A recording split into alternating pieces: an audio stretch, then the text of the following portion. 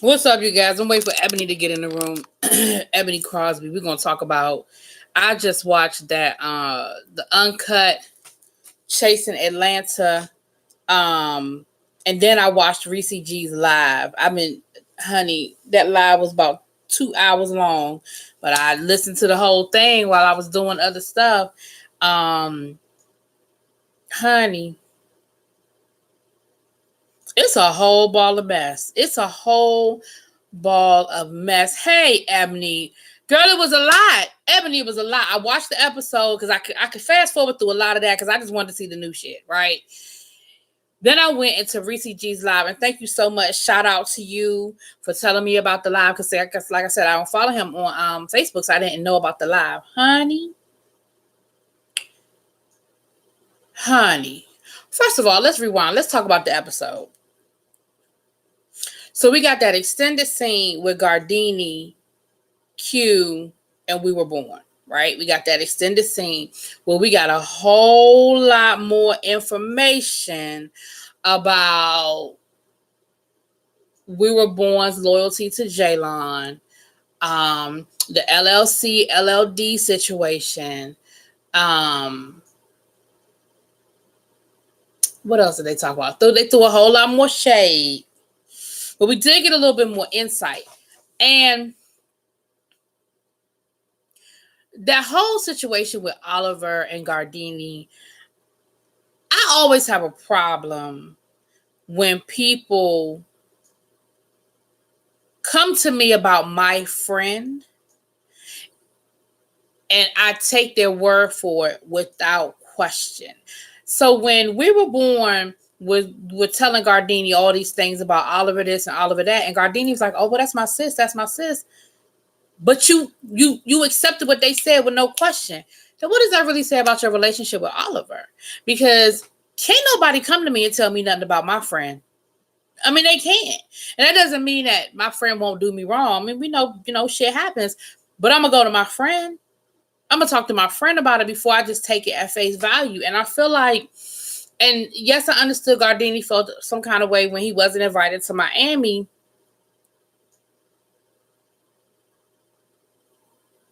But can you really not understand?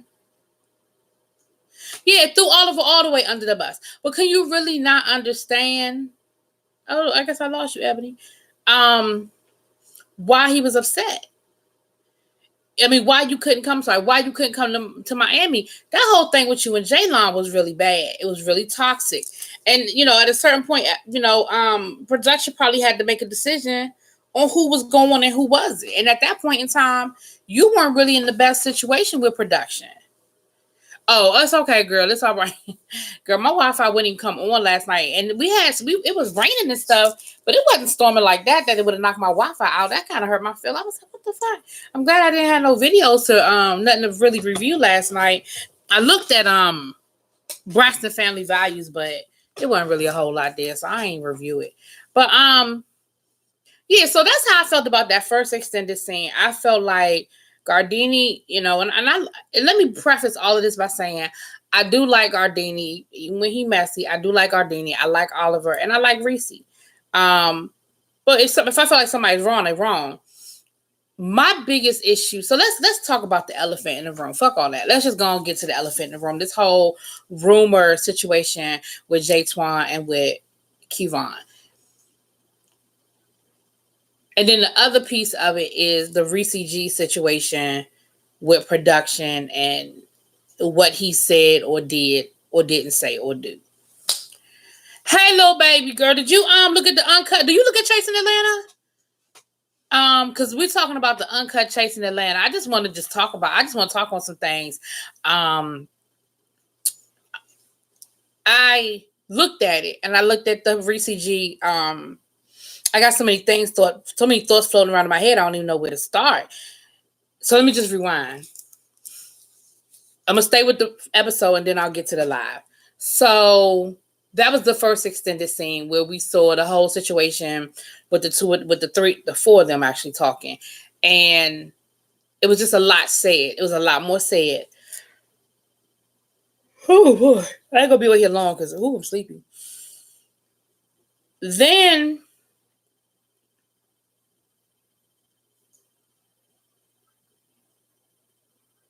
Well, I'll be honest with you. I didn't pay attention to the runtime. If I paid attention to the runtime, I don't know if I'd have sat through the whole thing either. But at a certain point, I just let it play in the background while I was, watching TV or doing other stuff. But the reason why I stayed, once you start watching it, you'll understand why you end up watching the whole thing, because he kept bringing people into the live.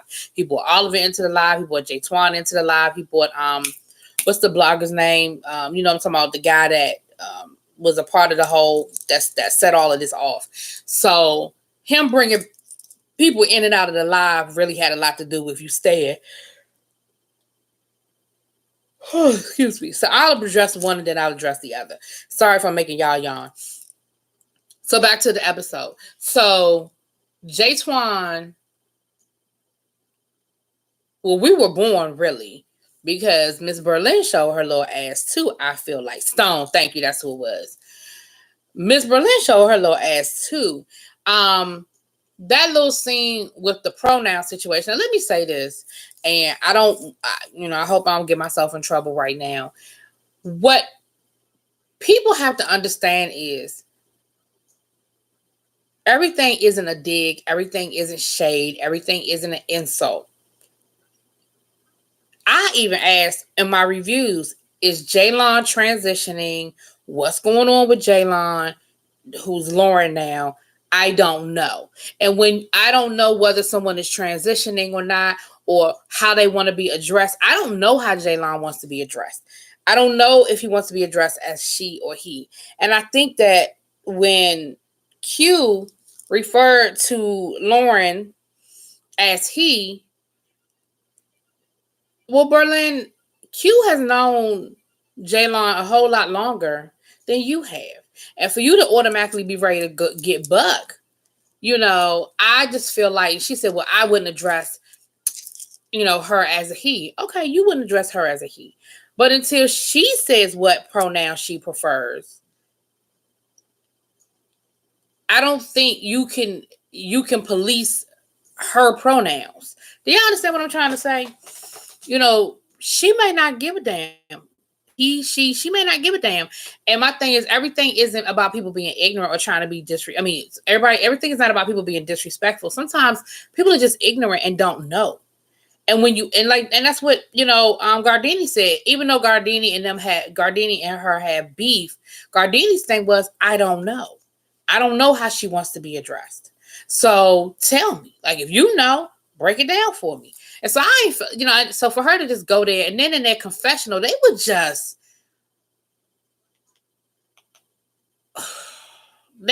doing a lot in that confessional. They was doing a lot. And Jaylon said that he loves his penis, so she's insinuating that she's not transitioning, right?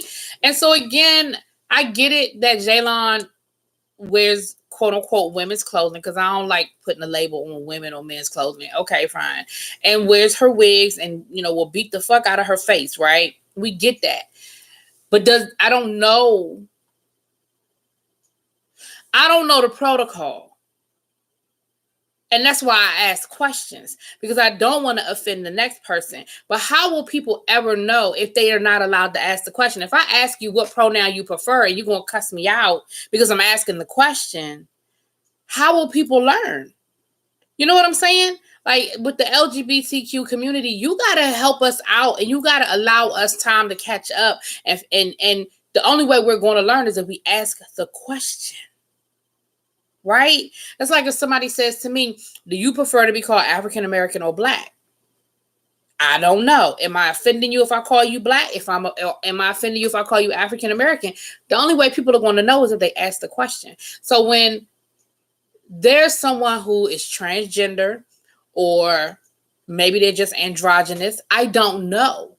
So if I don't ask the question, I won't learn, right? And I felt like Berlin was ready to get buck, and I get it that you probably been fighting all your life. And then she brought up the whole thing about trans women and drag queens and that line and how she felt. And that's valid. I've heard that before, and that's very valid. But I don't see how that had anything to do with Jaylon. Like, break it down for me. What that had to do with Jaylon? I use whatever pronoun they present as at the time. If they're female present, I use female pronoun. If they are don't, I like they correct me. Jaylon Lawrence says she doesn't care if you address him. See, and that's the thing. Like, you're speaking for Jaylon, who's not there, and Jaylon is saying, I really don't give a damn. So you getting all upset about to get bucked with Gardini over something that Jaylon don't give a fuck about. And that's the only point I was making. Now, if I was sitting in front of Jaylon, I would ask Jaylon the same question. And you're right, Ebony. If you're presenting yourself to me at that moment as a woman, that's how I would address you, because I wouldn't know any different. But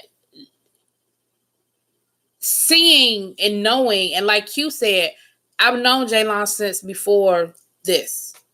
So for me, it's he. Anyway, I've said enough on that. I ain't dwelling on that, because that ain't even the real tea of this bullshit. So we get to the party.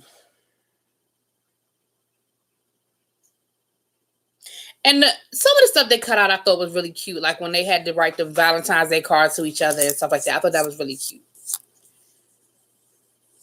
I thought Berlin was being messy when she asked Oliver about the situation with Devin. I appreciate how Oliver answered the question. But then I don't feel like Q was wrong for asking the question about Gardini. I don't feel like it was inappropriate, and I don't feel like it was wrong. And I feel like he was kind of looking out for his friend, and he knew his friend was hurt. I would have been hurt. And this is the other thing people need to understand. No matter how hard we act, no matter how we try to act, at the end of the day, we still get hurt. Our feelings get hurt. And Gardini, yeah, he can be messy, and he can put that shit out there. But at the end of the day, Gardini is not a bad person. And that, you get invited to a party, and then you get uninvited to a party. That is hurtful. It would be hurtful to me.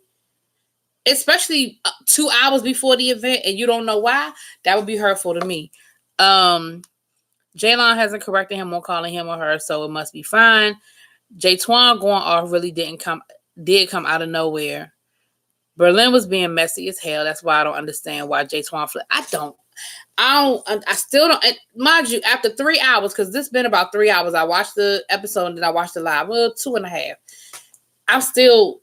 Some things I understand a little bit better, but I'm still confused about other things. So let me get back to the messy.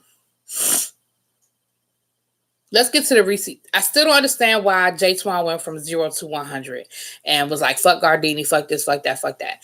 And what they said was that his anger was at production because production was trying to get a head count. And he got upset. For you to get that upset tells me that you know that what you did was a little bit fucked up. That's the only way I can take that. For you to get that mad tells me you know that what you did was just a little bit fucked up. He is a high. Let me tell you something about J-Twan. As somebody who deals with children all day, every day, I feel for J-Twan because J-Twan cannot control his emotions. And that is going to be to his detriment. Because, like in that live, he totally misunderstood what Reese was saying. And he immediately went to 70, went to 100 talking about, oh, so it's going to be a problem. That's going to be a problem. And in his mind, that meant fight. And I'm like, for you to automatically take something as it's going to be ready for a fight. I feel for him because, especially as a black man, whether it be gay or straight, as a black man, that anger scares me and that you can't bring it down. It scares me that you go so quickly to 100 and that you cannot bring it down. That scares me because that's going to get you in a lot of trouble. And you're still young, boo. You are still young. He just, and that was looking for a moment, and that he was looking for a moment. Really, I think he plays it up for the audience because at the table with Berlin, Gardini, and Q, he said he was not going to pop off. So to me, that read he sells both tickets. I think part of it is that, but I've dealt with, especially young, our young kids, that generation, they just go off. Now, like I said, I do believe to a certain extent that he does things for camera time. I do believe that. But I also believe that that anger is there. Like he can't stop. I believe he just can't stop with that anger. I do. And it, like I said, it scares me. It really does. It really scares me. So let's get to this whole piece with Reese G. This is where the real tea is. It sounds as though there is some problems on the production side of Chasing Atlanta. You have two creators. You have Kevon and you have Ondario. And it sounds like I don't know what we were wrong. They can't be a couple if What's the Face is messing around with production and they don't have a problem with it. I was thinking the same thing. Are they a couple? I don't know what their relationship is, but I don't think they're a couple. If this whole thing hadn't got, well, she already answered. Lil Baby said no. Yeah, that's what I'm saying, Ebony. Like, he heard one thing and it was a rap and he couldn't come down off of it. Like, I mean, the fact that Reese had to keep cutting you off and cutting you off the live because you just wouldn't stop. You wouldn't calm down. And that's what I'm saying. People who get to that point where they go from 0 to 100 and they can't reel themselves back in, that's an issue. And it's a bigger issue than this fucking reality show. He said he went to jail during this season. Probably because of some shit he done popped off on over something stupid. I mean, I don't know. But, you know. Right. So you have two creators, and if I'm wrong, y'all correct me. I know y'all will. You have two creators of this show. You have Jay Twan, you have Kevon. And I don't know if they were business partners. They were just some people that came together to make a show, whatever. But from my understanding, you know, those are your two creators. There's clearly some sort of split within that group. I remember when the whole thing went down with the LLC piece of the situation where Gardini bought the LLC. There was some stuff dealing with that, where Gardini thought he was protecting Kevon, and it was a lot of shit that went down with that. I ain't gonna rehash it because I don't want to say it wrong and be out of pocket. But Reese was saying that because him and Kevon have some beef, whatever it might be, wherever it stems from, not my business, don't care. That's why Reese G's name is in certain people's mouths, because certain people are being pumped up to do and say certain things, right? That's what I'm getting. This whole rumor about who was sleeping with Kevon, did y'all catch? And I know you did, Lil Baby. This is I'm gonna tell you the best part of that whole live was when Oliver dropped that Jay Twan was the one that told him about him and Kevon. Like, he was like, you told me. Nobody else had to tell me. You told me yourself. And I said to you, you need to keep your business to yourself. You don't need to be telling everybody your business. And then come to find out, while they were in Miami, they was booed up. So you mad and you about to tase somebody and you going off over something that one, you told Oliver. You were just mad because you thought Oliver repeated it, but you told Oliver about it. And two, y'all weren't keeping it a secret when y'all was down there filming. So what the fuck? Like, all of this over what? And then when Jay Twan came on the live, when he finally calmed down, when he was holding his nephew and he had finally calmed down, he started talking about, well, I wasn't really mad about that. I can't tell. Oliver got a top selling song streaming on Apple called Zap over you and that damn taser. So now you wasn't mad about it? Is you crazy? We had a whole 15-minute episode scene of you going off about the rumor. So then what were you mad about? I'm confused at it. I was wondering why he kept coming up and wasn't in any of the storyline. And that's what I'm saying. That's what Reese was saying. Reese was like, why the fuck is my name in everybody's mouth? If I'm so messy and I'm so this and I'm so that, what you talking about me for? You know?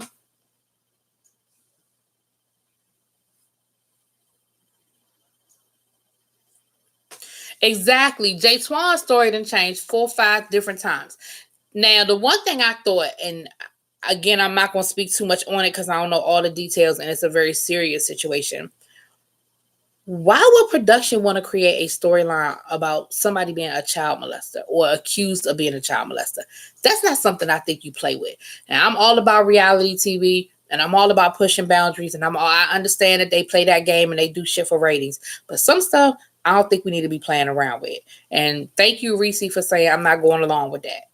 Yeah, whoa, little baby, I'm telling you, you gotta watch that live. Reese said that there was a storyline that was being pushed about Jay Twan supposedly allegedly or accused of being a child molester or something like that. Like I said, I don't want to speak too much on it because I don't know all the details, and I think that's a very serious accusation. But Reese wouldn't go along with it because he was behind the camera, but supposedly he was supposed to direct a particular scene. You know how they create a scene of people talking about something. So it was going to be a scene, I guess, of Montel, I think, and Cameron talking about something. And Reese told Jay Twan, and Jay Twan was like, that was the one thing that hurt him. So he was like, he wasn't mad about the rumor. He was mad about the child molestation piece. But that shit ain't never even come on the show. So why you getting ready to tase him if that's not what you was really mad? You know what I mean? Like, it was ridiculous. It was just crazy. And then, what else? Something else was dropped on the live. Shoot, wait a minute. I lost it. I just had it a second ago. Damn it. I just had it. That's what I'm saying, Ebony. They didn't even bring it on the show. So why, when you finally calm down, why now are you saying that's what I was really mad about? No, you were mad about the damn rumor. Oh, that's what I was going to say. Did you also peep when Reese, and again, I know you did, when Reese was talking about he knows and he got the receipts, and Reese good for a fucking receipt. He got the receipts on who started the rumor, and it came from an original cast member. There's only 2 people on the show now that was there season 1. That's Cameron and Jaylon. Q came in season 2. Martell came in season 2. Damn it. Gardini came in season 2. And then everybody else is this season. So, it was a Cameron? Or was it Jaylon? Now, my money is on Cameron because we already know how Cameron is with rumors. Because remember that whole situation where Q supposedly paid his bills and then come to find out Q ain't never say that shit. Well, Reese sort of, at first Reese was kind of playing coy, but did you see where Reese was like, Cameron? So I'm thinking Cameron is the one. Now, the question is why? What motivation would Cameron have for starting that rumor? In the comments of the video premiere, Oliver said he wasn't supposed to be on this season because of Gardini being messy with buying Jaylon's business thing. They thought he was in on it. Yeah, he got fired behind it. And he addressed that, the whole Gardini saying he begged me to get on the show. And Oliver was like, no, I didn't. He was like, I asked him to put in a good word for me, but I didn't beg him to be on the show. He said, now, when I got fired, I was pissed off because I was blindsided by it. I didn't know nothing about it. And then they connected me to something that I didn't have nothing to do with. And Reese even said, yeah, we didn't know who knew what and what was what. So when Gardini bought the LLC, yeah, we were disconnecting ourselves from anybody that was connected to Gardini because we didn't know what you knew. And I remember a live with Reese G and Gardini and them talking about it and stuff like that. I remember it being alive and Gardini explaining his side of it and explaining why he bought the LLC and what his intentions were. And I see that Gardini is back on the show. So they must have clearly worked out whatever the issue was. But it's just, I feel like Cameron's messy as hell. He need a story. Yeah, he really don't have much of a storyline. That's why Gardini gets on my nerves. He runs his mouth and puts 20 on 10 all the time. Girl, you gonna have me saying that. I think that's the second time you done said that, little baby. I'm gonna be like, you put 20 on 10. Yeah, Cameron is definitely the bone carrier, but he ain't even really good at it. You know what I'm saying? He really ain't good at it. And then come to find out that Reese G has beef with, or Martell and Cameron had beef with Reese G. So it's interesting. It's really interesting. the tea that was spilled, y'all. But what bothers me, and I said the same thing about G Status ATL Hustle, and I said the same thing about Chasing Dallas last season, and I think Reese is going to tighten up on this. My biggest problem is with so much drama going on behind the scenes that we never see. And then when we see the shit on camera, then it's like, what the fuck? So with J Twan popping off, now we find out all this backstory, and it's like, what? Reese in Dallas. You know what I mean? And then he addressed the whole chased him out of Dallas thing. He was like, I was in Atlanta because my mother was sick. Like, stop it. You know what I mean? I don't know, y'all. It's a lot. What makes me nervous is how much of this is stemming from production. That makes me a little nervous about the future of Chasing Reality LLC. But Reese did say that Ondario owns it free and clear alone. So Kevon's name is not on the LLC. And see, that was what Gardini's problem was, because he called himself protecting his friend Kevon, and it went in another direction. Like I said, I ain't gonna rehash that.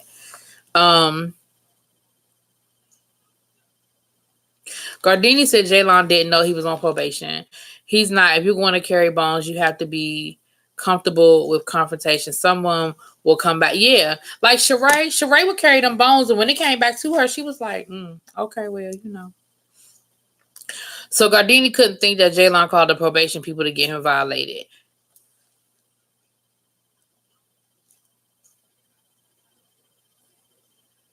Exactly. Production. I'm not tripping about them. That's what I'm saying. I get that production manipulates things. Like, we get that. Like, we know that. Like, people just happen to be sitting in a room and get a phone call that just happens to be the whole storyline, and the cameras just happen to be there when that call came. I get that. I get that. What I'm saying though is there are certain things that I feel like should not be played with. And again, especially with the LGBTQ community, I don't think you should play with child molestation. I just don't. I just think that's sort of in poor taste.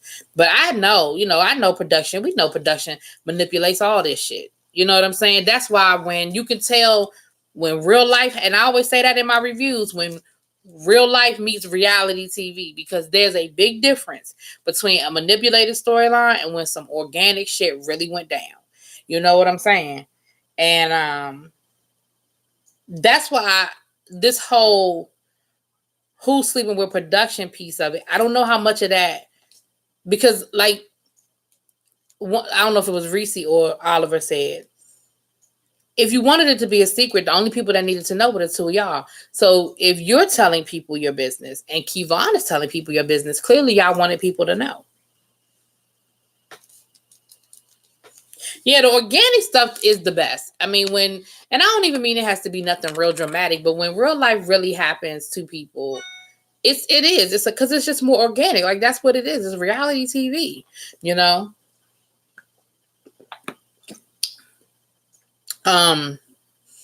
So overall, what did we learn tonight, ladies? And little baby, you still got to go back and look at that live. I'm telling you, what makes it interesting and what took it so long was the fact that he kept bringing people in and letting them say their piece. But Oliver dropped some teas, honey. Oliver was like, I got time today and I'm going to tell it.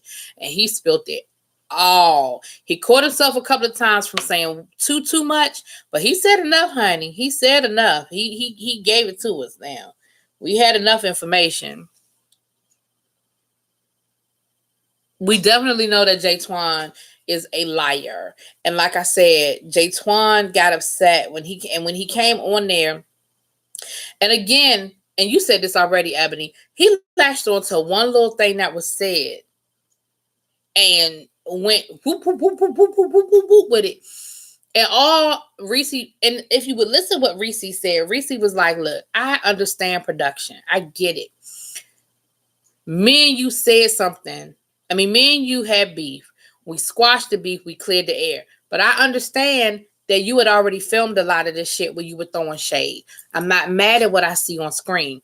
But what I will be mad about is if we get to the reunion and you still acting like me and you got beef. That's where my issue will come in. And that I understand. And that's all he was saying. You threatening me? I take threats seriously. You gonna threaten me? And I'm like, at no point did Reese G threaten you. At no point was there a threat made to you.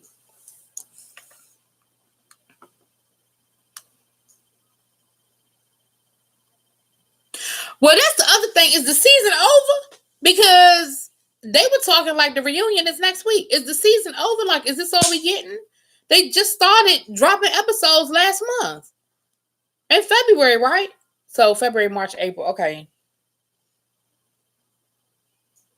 We're only on episode 8. So that's 8 weeks. Well, 9 weeks because they skipped a week. So that's all we getting is 10 episodes? All this time? And this all we getting? Because remember, we were supposed to start getting new episodes in January and they pushed it back.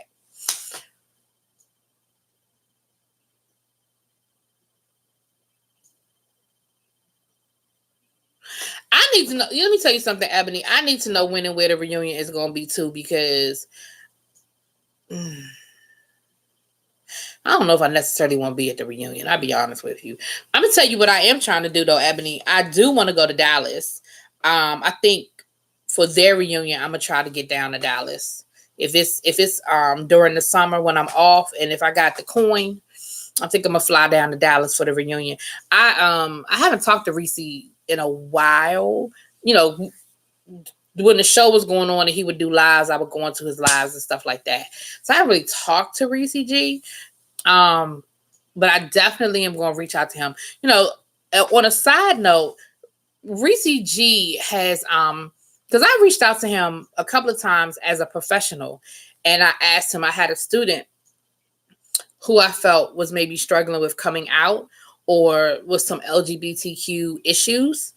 And I reached out to Reese because I remember in one of the episodes on Chasing Dallas, he talked about when he was in high school and struggling with coming out and how he was like, I just wanted to graduate, you know, and some of the struggles he had, you know, of course, you know, he was in foster care for a while and things of that nature. And so I reached out to him and we talked, you know, he responded, he told me, he gave me his advice on what I should and should not do and that kind of thing. And it was a really good conversation. And I appreciate it. I really appreciate him reaching out to me and responding and giving me his opinion on some things. So, you know, for that, I'm cool with Reese. I don't know how much of this was manipulated and how much of this was manufactured and real, but I believe Reese with what he's saying. I believe Reese and I believe Oliver, because I feel like Oliver is one of those people that'll be like, yeah, I fucked up. Yeah, I said it. Yeah, I was tripping. But when he's right, he's going to say, no, I did not say that. I feel like he owns his shit. Let me just say it that way. And I could be wrong.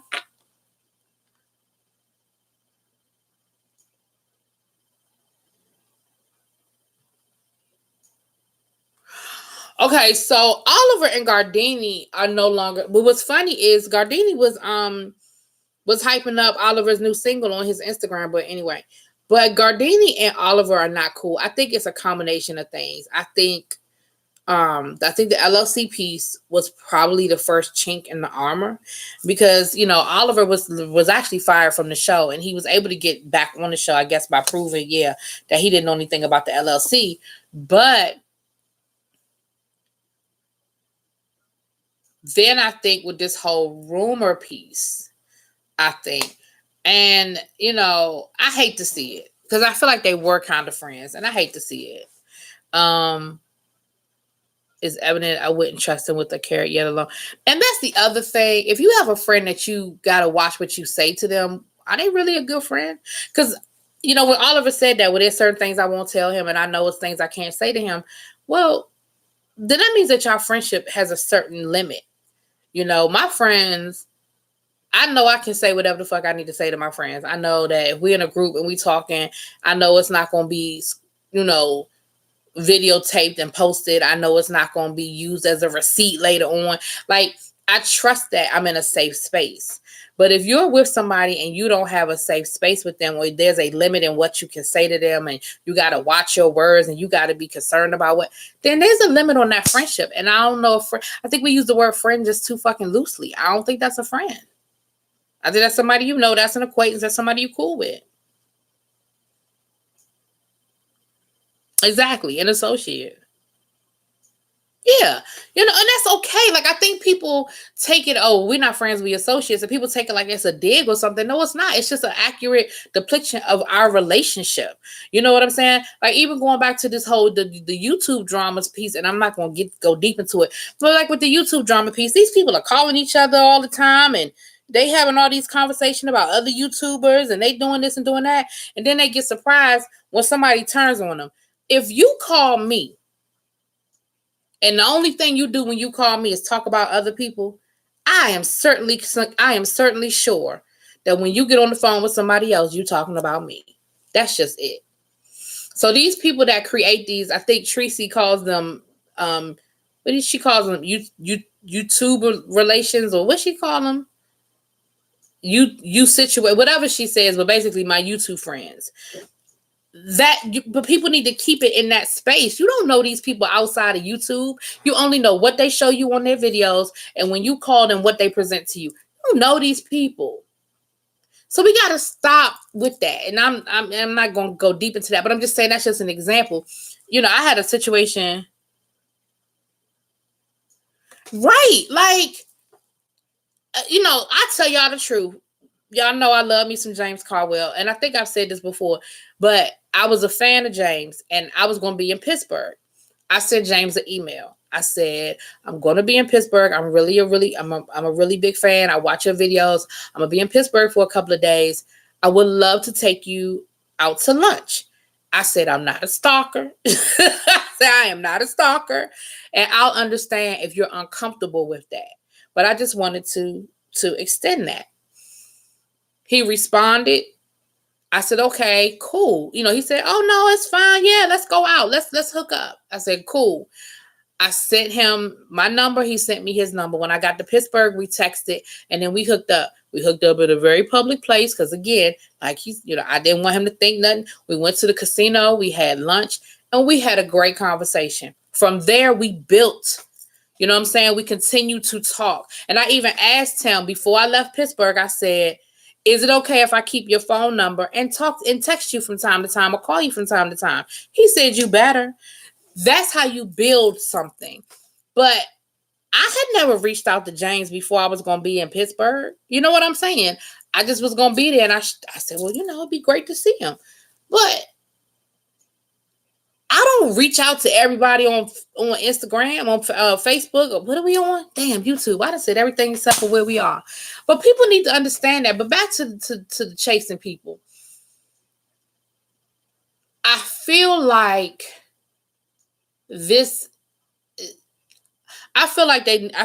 production during the off season needs to really revamp and figure it out. I feel like there's some problems from the production side that's trickling down into the show. Has it been an entertaining season? Absolutely, it's been entertaining. But it became the Oliver Twist show. Like, it really did. I mean, we hardly ever saw Montel. Cameron, again, at the beginning, we saw Cameron a lot more, we were born. They're so talented as a group, but I saw what you said that they're not coming to the reunion. I think that's a shame because, one, y'all started most of this damn drama, and two, I just have a problem. That was like with G Status, ATL Hustle. I have a problem with you not finishing your job because the reunion is part of your job. Even Nene Leakes, who hates doing the reunions now, she might show up and have an attitude. She might be a bitch. She might be the worst. Be horrible for the whole reunion, but she shows up because it's part of her job. So I have a problem with people not finishing their job. I just have a problem with that.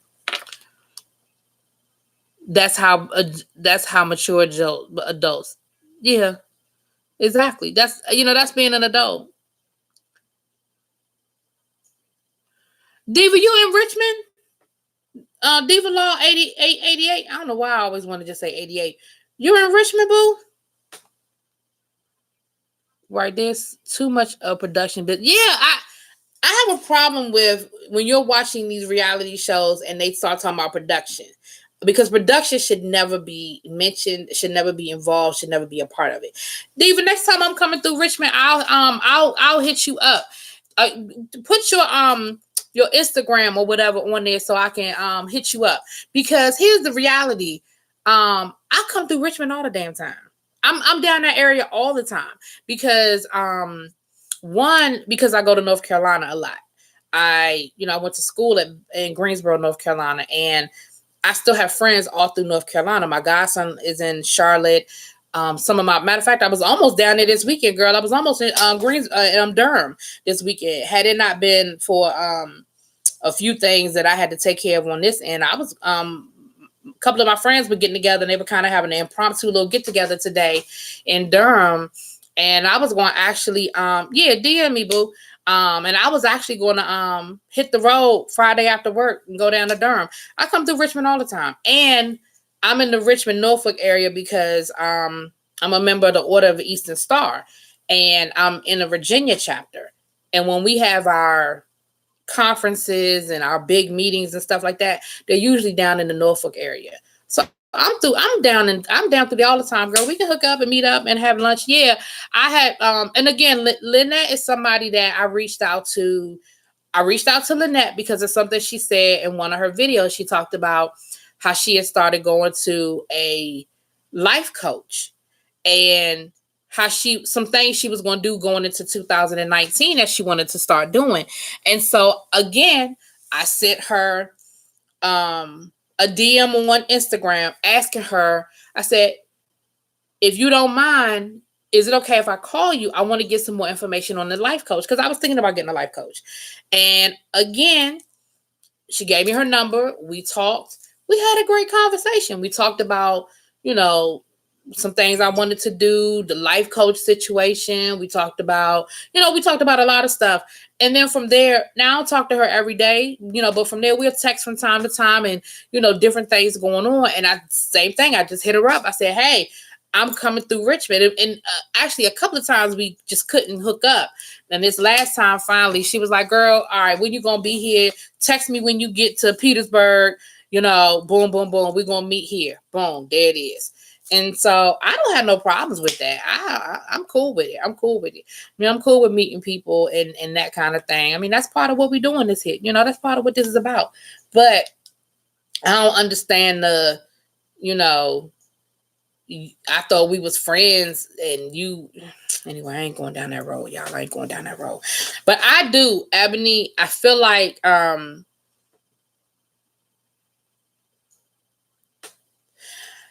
I want to know that. I really do too. I want to know that whole breakdown between, because I like Montel and I like Reese, so I really would like to know what that was about, like how that went down. But I really do. I think production is too. I don't know what's really going on with production, but I think they need to figure it out. I think Kevon and Dario need to get on the same page. And then I think they need to revamp the cast. For as much as I like Montel, I think Montel is over it. And I think he really don't want to be there anymore. I don't know what his motivation was for coming back for this season, but I feel like he's just over it. You saw even at the slumber party when people started arguing and stuff, he was like, all right, I'm out, peace. Like, I'm not doing this. I just feel like he's not really vested in it. Cameron don't have nothing to bring. He don't have no storyline. Cameron need to go. I think Q is good for what they're doing with him this season, how they kind of have him coming in and sort of manipulating. He's the when I say manipulating, like at the beginning of the season when he set up the little safari trip and he had certain people going, like this scene with Gardini and We Were Born. Like, he's good at that. He's good at moving the pieces around on the board. He's good at what he's doing with that.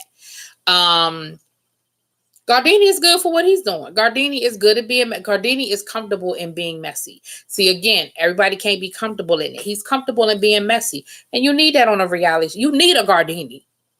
So I'm cool with Gardini, doing what he does. You need a Gardini. I think you could keep Oliver if he wants to come back. I think Oliver brings something to the show because, again, Oliver got a lot of shit popping off. He's got a lot of stuff popping off. So you're going to always get some good scenes with Oliver because as long as the cameras are willing to follow him around, he's moving He's moving. He got a lot of shit going on. We Were Born. Kendra. But I think that they need to keep Q, Gardini, and Oliver as sort of the core and build around that. That's just my opinion. Ain't nobody asked me for it, but there it is. Ooh, there it is. And that's the thing. And that's what production said the same thing. It's become the Oliver show because Oliver, and he said that on the live too. I follow the rules. I tell production where I'm going to be. I give them time to set up the scene. I get the clearance from where I'm going to be for stuff to be filmed. And there it is. So that's the other problem. It's like, y'all getting mad because he's doing what they told him to do. And he got shit happening. Like, Oliver doesn't have to manufacture an event just to have an event. He's got legitimate shit going on. And there's a difference in that too. Like, and it happens on all reality shows. They have these different parties and these events. They are contracted to have a certain number of events within a season. That's why they have all this shit. You know, when you look at Real Housewives of Beverly Hills and they're having, like the last episode where they were doing the camping trip, they are contracted. Each member is contracted to do a certain number of events or different things. So there's a difference between when you have an organic event, like you're opening up the Queen Supreme live court live, and y'all gonna come and come and film it versus, well, I'm just going to have a little slumber party at my house and invite everybody to come over. It's nothing wrong with doing that, but that's just the difference between a legit something and you creating something. You know what I'm saying? Wait a minute. Kendra, her bond is $8,000 and her ass can't get out of jail? Ooh, that's sad. No judgment. No judgment. I just think that's sad that they can't get $8,000 to get that girl out of jail. I know they did a GoFundMe, and weren't they doing like a concert for her? They were going to do like a fundraiser for her, a concert. Because I feel like $8,000. I mean, don't get me wrong. You know, I would have to move some things around to come up with $8,000. But what I'm saying is, I just don't understand how you don't have it. Forget it. Let me shut up. That's sad that she can't come up with $8,000. That's it. I'm going to let it go. Right. So they already had the fundraiser. So the fundraiser between the GoFundMe and the fundraiser, they ain't raised $8,000? Damn.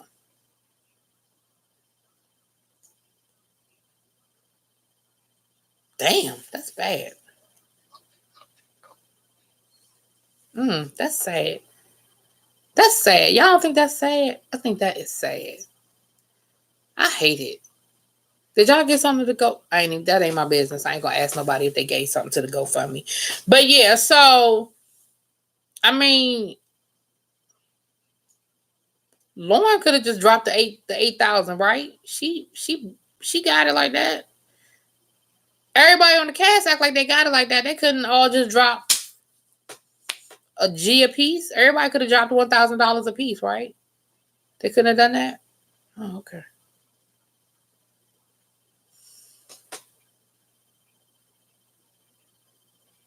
So what's she in jail for, y'all? Is that what it is? She's her boyfriend is a drug dealer? I don't know nothing about this stuff. What is she in jail for? See, I didn't even know what she was in jail for. What is she locked up for?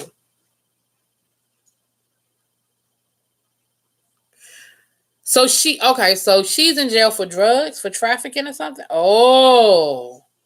And her boyfriend, that's gonna be, that could be rough. That could be rough, y'all, because depending on the charges and how they write it up, that could be a rough one.